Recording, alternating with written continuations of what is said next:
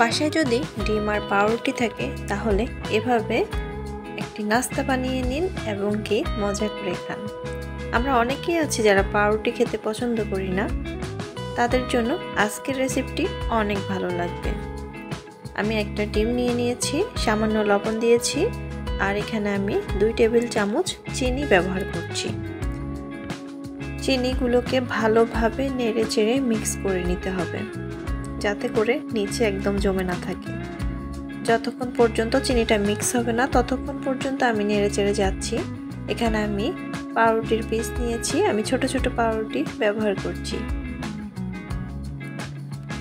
ডিমের মধ্যে ভালোভাবে পাউরুটিটাকে চুবিয়ে নিয়েছি। তারপরে একটি ফ্রাই প্যানে তেল গরম হতে দিয়ে মিডিয়াম আঁচে আমি পাউরুটি পিসগুলোকে ডিমের মধ্যে চুবিয়ে ভেজে নিচ্ছি।